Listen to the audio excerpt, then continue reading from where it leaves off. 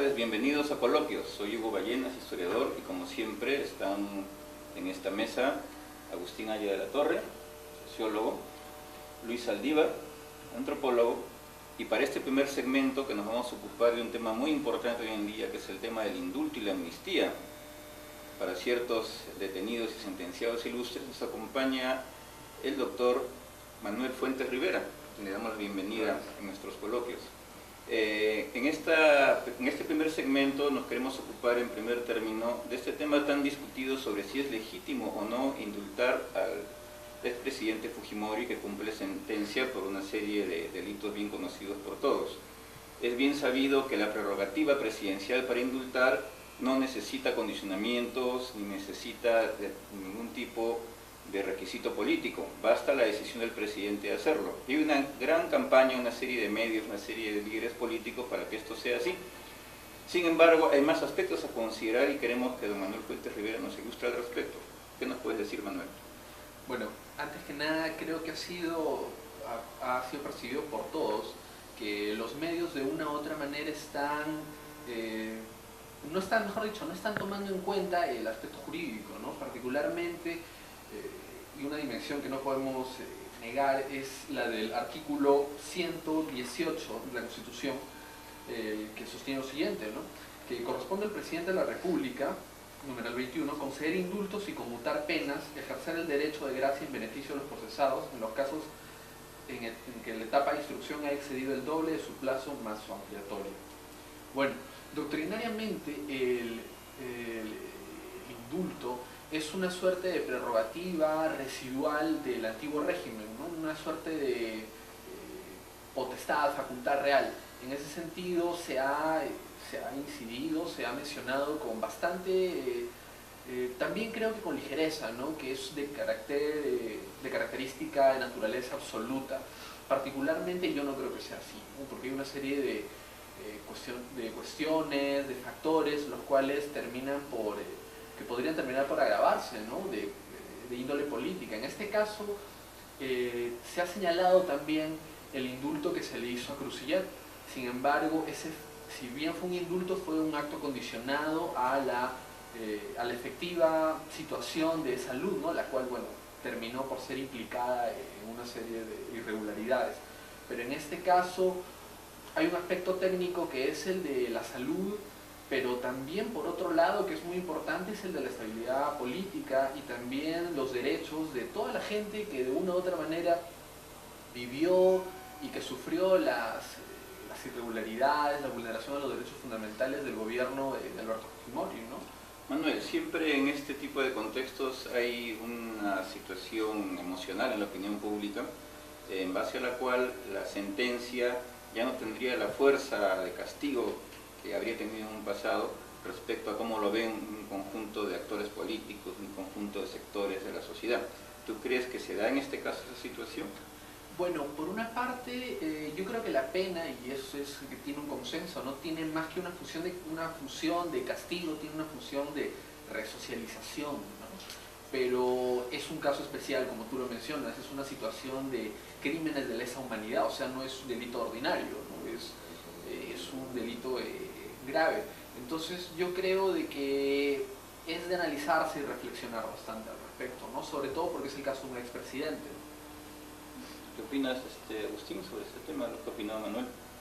Bueno, yo creo que en primer lugar políticamente es un caso paradójico, porque quienes durante todo el periodo del gobierno del doctor Alan García sospechaban, primero, que Fujimori no iba a ser extraditado, segundo, que el gobierno aprista iba a intervenir para evitar que la Corte Suprema lo sentencie, y tercero, que una vez sentenciado iba a ser indultado. Ahora se encuentran en el gobierno y a punto de indultar al presidente Fujimori, al parecer por razones políticas.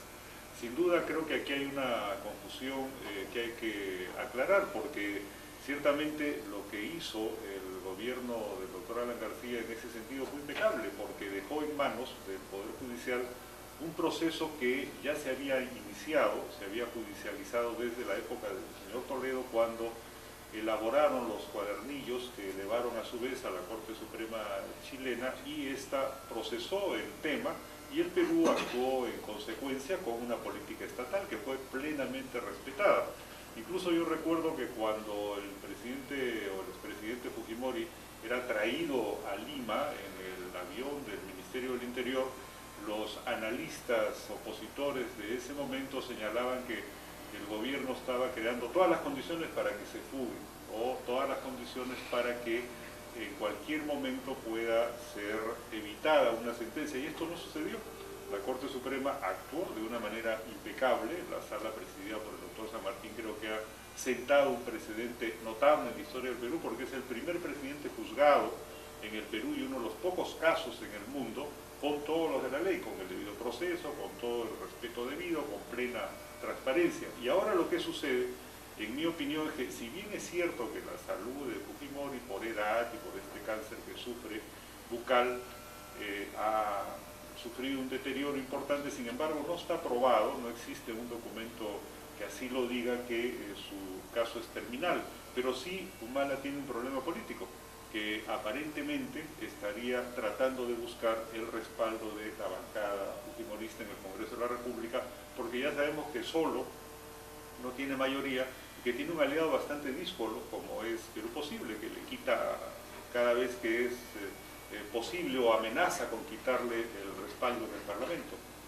Bueno, brevemente, que se nos va el tiempo de este segmento, Luis, ¿qué comentas? La verdad es que a mí me interesa criticar la institución del indulto per se, ¿no? A mí me parece de que si, como lo ha bien explicado Manuel, la institución del indulto existe desde la época colonial y a mí me parece inaudito que en el tiempo republicano, cuando ya tenemos este sistema judicial que supuestamente se va a encargar de todas estas cosas, ahora tengamos una instancia superior que es el presidente que se puede encargar de deshacer todo lo hecho, ¿no?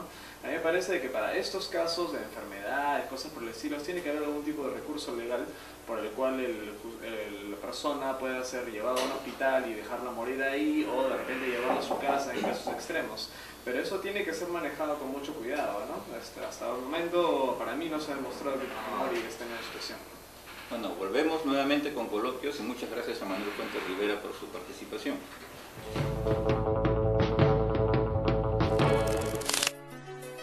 Bienvenidos, somos el grupo TVI, plataforma especializada en la producción de televisión y contenidos digitales. ¿Qué ofrecemos? Diseño e implementación de estudios de televisión. Desarrollamos e instalamos el equipamiento completo, desde cámaras hasta selectores digitales, switches de calidad. Somos expertos en sistemas digitales para video, audio y digital. Servicios de internet, streaming, circuitos cerrados, Wi-Fi, Wi-Max, redes de fibra óptica, portales y aplicaciones web. Desarrollamos proyectos integrales de televisión. Capacitamos en técnicas de producción y efectos especiales. Desarrollamos e instalamos el equipamiento completo. Alquilamos cámaras, set y equipos. Producimos programas para televisión. Si desea instalar su propio canal de televisión, no dude en llamarnos.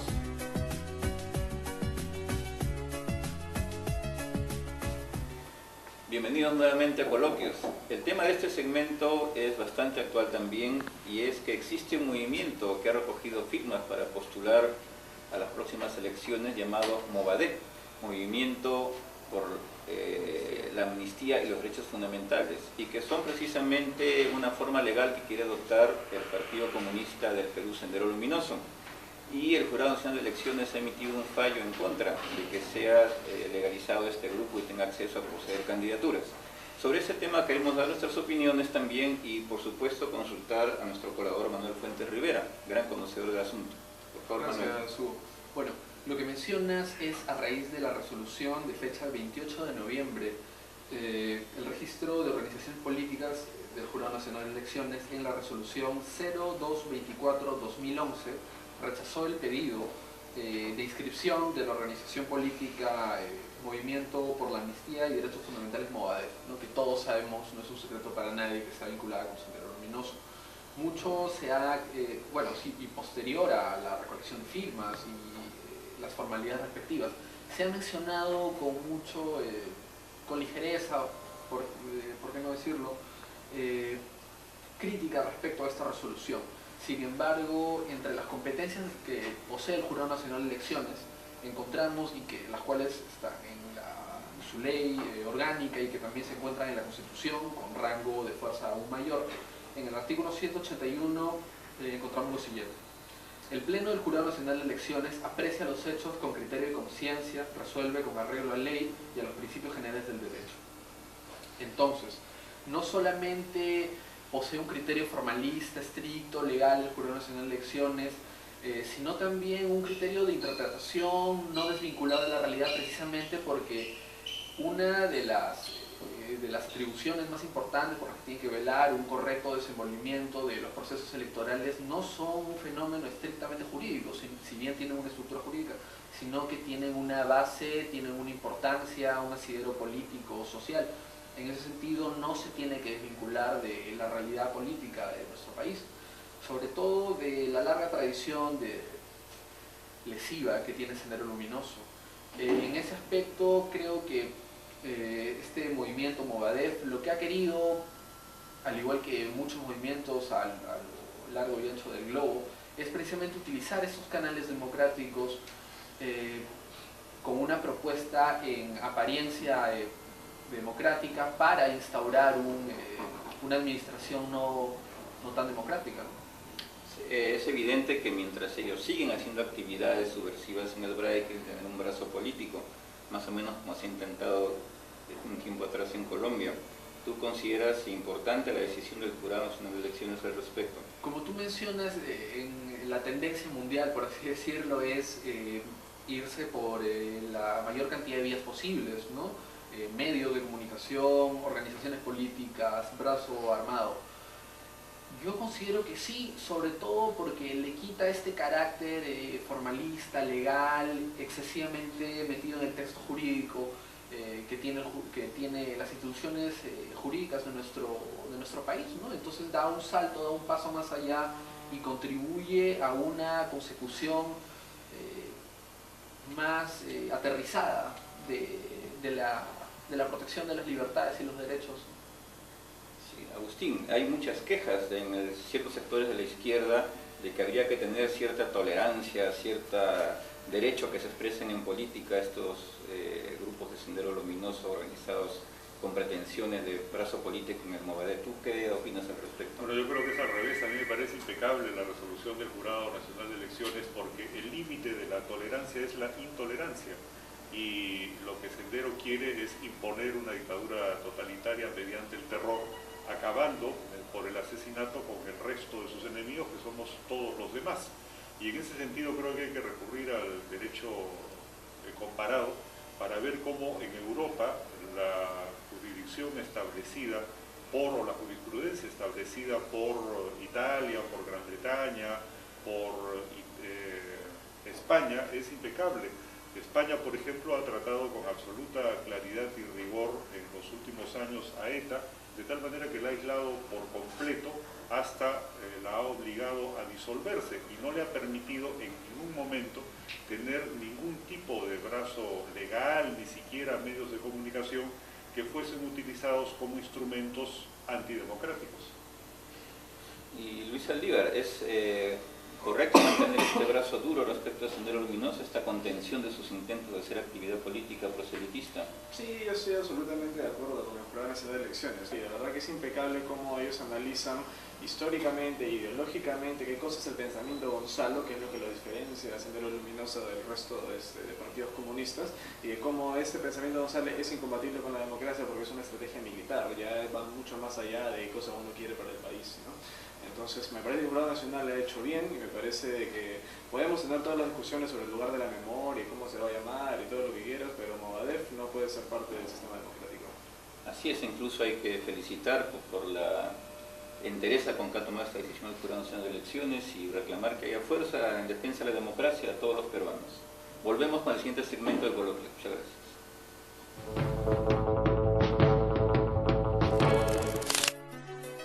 Bienvenidos, somos el grupo TVI, plataforma especializada en la producción de televisión y contenidos digitales. ¿Qué ofrecemos? Diseño e implementación de estudios de televisión. Desarrollamos e instalamos el equipamiento completo, desde cámaras hasta selectores digitales, switches de calidad. Somos expertos en sistemas digitales para video, audio y data.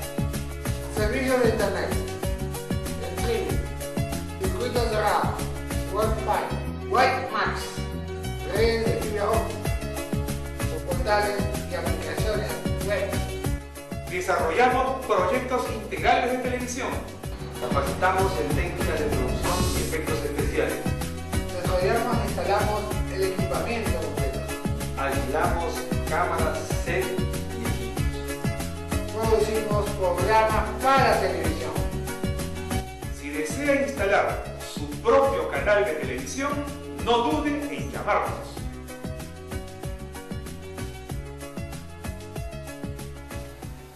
Gracias por estar en Coloquios. El tercer segmento siempre se ocupa un poco de libros y esta vez estamos con José Bulnes, que es un gran conocedor del tema del indigenismo que nos hemos ocupado ya en otros segmentos. Este es un viejo ejemplar de la Revista Mundial de abril de 1927 y ustedes pueden ver que hay dos artículos confrontacionados.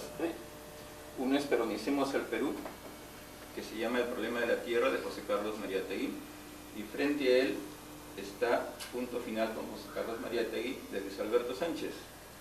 Es un gran momento intelectual en el cual polemizaron dos puntos de vista, un punto de vista socialista respecto al futuro del país y un punto de vista defensor de la democracia y el mestizaje. Y sobre esto queríamos ahondar un poquito, porque el tema del indigenismo, no obstante ser un tema que mucho trata de ahondar en qué es lo que representaría la esencia de la peruanidad, tiene como referente algo muy peculiar, que es este libro, El Imperio Socialista de los Incas, de Jean Bodin, un intelectual francés, que se basa en ciertos comentarios hechos por intelectuales rusonianos sobre qué era y qué no era el imperio de los incas, y que de un modo u otro han sido la base del razonamiento en base al cual las comunidades campesinas, con todos sus rasgos ancestrales, serían el embrión de una sociedad más igualitaria, más justa, con mayor futuro para una alternativa, digamos, socialista original en nuestro país, y que sería también motivo de cierta estrategia política en base a la cual debamos restringir la presencia de lo moderno, de la inversión privada, incluso del Estado democrático en una serie de zonas del país, privilegiando el fortalecimiento de esa cultura ancestral. Y sobre eso queremos opinar un poco todos, y sobre todo con el apoyo de el doctor Bulnes, que es un gran conocedor de toda esta bibliografía. ¿Qué podemos hablar sobre este tema? Bueno, hay dos puntos importantes, creo. Que hacia la época todo lo que era indigenismo, todo lo que era, digamos, una peruanidad autóctona o vernácula, tenía que, desde la óptica de Mariátegui y del Partido Comunista, tenía que siempre centrarse y focalizarse en lo que decíamos Cuba por la Tercera Internacional. El peligro aquí radica en que este tipo de retórica, este tipo de discurso no hacía sino introducir más división o más divisiones en un país ya fragmentado de por sí. A partir de lo que tú comentas, Hugo, es paradójico y bien ilustrativo lo que voy a citar en este momento con respecto a Mariátegui y ideología política. Él sostiene lo siguiente: vestidos y blancos tendrán por necesidad que insurgir revolucionariamente contra sus exiguas burguesías nacionales y el imperialismo monstruosamente parasitario para apoyarlos, cimentando la conciencia de clase y establecer en América Latina el gobierno de obreros y campesinos. Esto refería a lo que los indios y los negros debían articularse con esta temática, ¿no? O sea, tenían que luchar o reivindicarse bajo la etiqueta o el concepto, digamos, operativo de clase social, pero definitivamente todo articulado siempre bajo una sola mirada de la Tercera Internacional.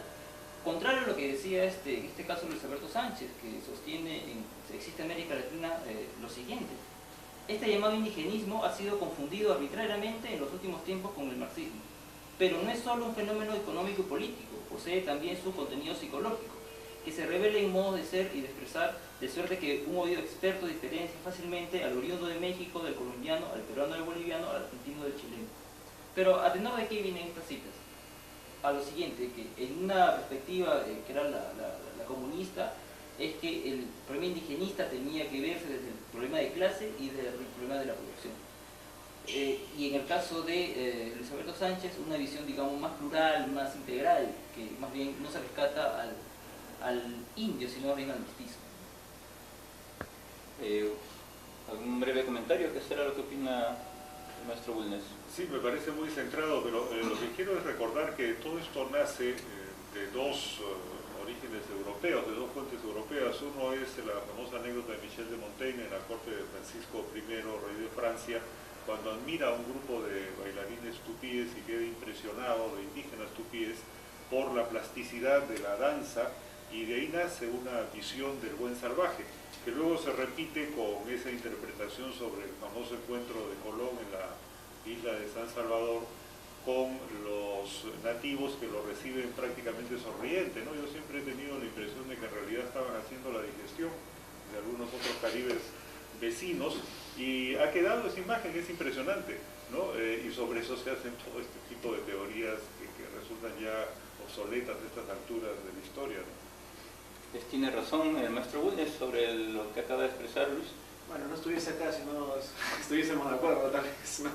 Pero principalmente lo que a mí me interesa comentar es de cómo este debate ha sido deformado por la historia, ¿no? Y me parece que es gracias a que los mismos interventores en la polémica, no estoy hablando de Sánchez, pero sí de Mariátegui y Jerónimo Valcárcel, tenían estas ambigüedades, y realmente ahora uno puede citar diferentes partes de los textos para su punto de vista. En el caso de Valcárcel, por ejemplo, que es un excelente arqueólogo, historiador, ¿no? Y etnógrafo, tenía una visión bastante plural del país más tarde, pero también decía cosas en el año 24, como por ejemplo: no fueron los incas, señores tiránicos, que agobiaban a su pueblo con tareas excesivas. Los grandes caminos de 600 leguas, las fortalezas, etc. No era el trabajo una maldición, ni importaba el esfuerzo doloroso que se asocia a su concepto. Repartíase en justas proporciones. Desde el niño hasta el anciano laboraban gozosamente sin cansancio. Que es una visión definitivamente demasiado idealista de lo que puede ser cualquier sociedad, ¿no? Y Mariátegui también tiene las mismas cosas, porque a pesar de que su énfasis era más económico, era un énfasis marxista, después combinaba sus conceptos, y eso es lo que a mí siempre me ha quedado, digamos, extraño, ¿no? Por ejemplo, Mariátegui decía: del prejuicio de la inferioridad de la raza indígena empieza a pasarse al extremo opuesto, el que de la creación de una nueva cultura americana será esencialmente obra de las fuerzas raciales autóctonas. Suscribir esa tesis es caer en el más ingenuo y absurdo misticismo. Yo diría, tiene razón, pues es ingenuo pensar de que podemos traer una cosa del pasado. Pero solamente la página anterior dice: el indio, por sus facultades de asimilación al progreso, a la técnica de producción moderna, no es en absoluto inferior al mestizo, por el contrario, es generalmente superior. Es decir, que Mariátegui, en una página después, está diciendo absolutamente lo contrario de lo que ha dicho antes, ¿no? Sí, parece Isaac Humala, ¿no? Entonces, es por eso de que ahora un joven universitario puede llegar a leer a Mariátegui y de estar de acuerdo con buena parte de su concepto y sin tener en cuenta lo otro, ¿no? Bueno, este es un tema que tendremos que seguirlo tocando porque sigue siendo muy debatido en las universidades. Y agradecemos mucho la presencia de José Bulnes y deseamos a todos feliz año nuevo. Gracias.